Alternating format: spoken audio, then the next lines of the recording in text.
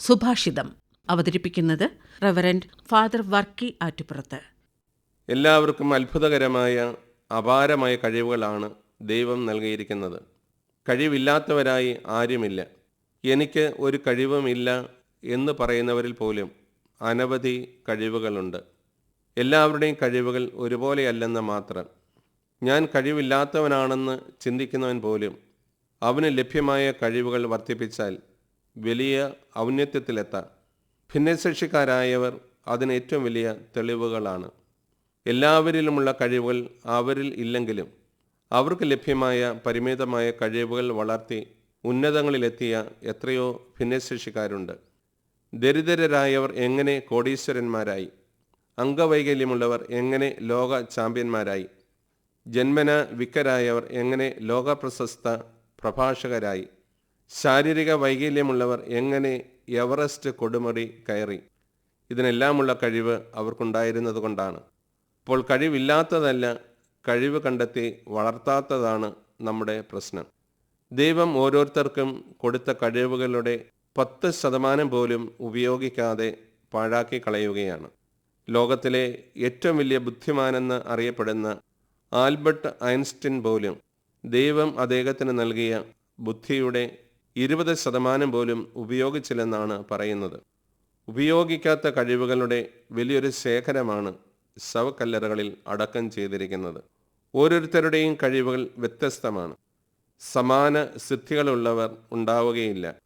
അതിനാൽ ഒരാൾ മറ്റൊരാളെ പോലെ ആവുകയല്ല, ഒരുവനിലെ പ്രത്യേകമായ കഴിവ് കണ്ടെത്തി വളർത്തി തനത് ശൈലിയിൽ പ്രകടിപ്പിക്കുകയാണ് വേണ്ടത്.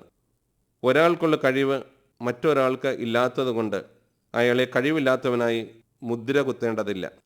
തന്നിരിക്കുന്ന കഴിവുകളൊന്നും തിരിച്ചറിയാതെയും ഉപയോഗിക്കാതെയും നശിപ്പിച്ചു കളയുന്നത് ദാതാവിനോടുള്ള നന്ദികേടാണ്. നിർഭാഗ്യവാനെന്നും കഴിവില്ലാത്തവനെന്നും മുദ്രയടിച്ച് എഴുതിത്തള്ളിയ എത്രയോ പേരാണ് പിൽക്കാലത്ത് ലോകപ്രശസ്തരായി മാറിയിട്ടുള്ളത്.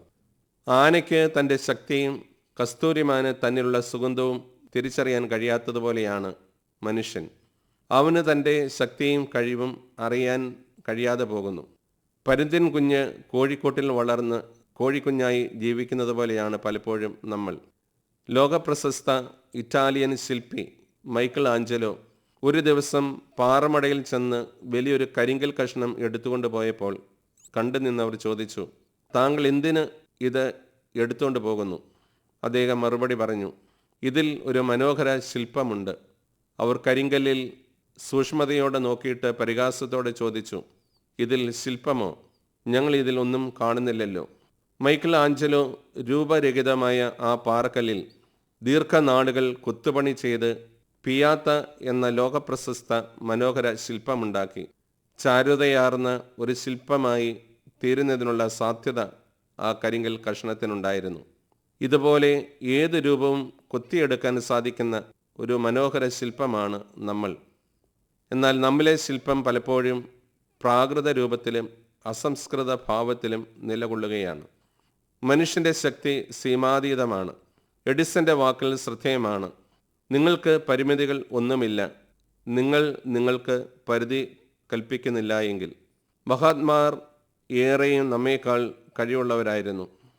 ഒരു മുട്ടയിൽ ആകാശവിധാനത്തിലൂടെ പാറിപ്പറക്കുന്ന ഒരു കഴുകൻ അടങ്ങിയിരിക്കുന്നത് പോലെ, ഒരു കടുകുമണിയിൽ ഒരു വൻ വൃക്ഷം അടങ്ങിയിരിക്കുന്നത് പോലെ നിന്നിൽ ഒരു മഹാശക്തി ഒളിഞ്ഞു കിടപ്പുണ്ട്.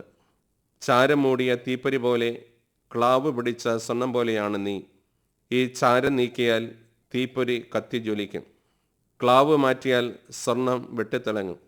നിന്നിലെ അപകർഷതാബോധമാകുന്ന ചാരം നീക്കിയാൽ, അലസതയാകുന്ന ക്ലാവ് മാറ്റിയാൽ നീ കത്തി ജ്വലിക്കും. നീ ശക്തനാണ്, നീ കഴിവുള്ളവനാണ്, നീ അസാധാരണക്കാരനാണ്, നീ അജയ്യനാണ്, നീ അമൂല്യനാണ്. നിന്നിലെ കഴിവും ശക്തിയും നിസ്സാരമല്ല. എന്തും ആയിത്തീരാനുള്ള മഹാശക്തി നിന്നിലുണ്ട്. ആയതിനാൽ നിന്നിലെ കഴിവ് കണ്ടെത്തൂ, വളർത്തൂ, വലിയവനാകൂ. സുഭാഷിതം അവതരിപ്പിച്ചത് റവറന്റ് ഫാദർ വർക്കി ആറ്റുപുറത്ത്.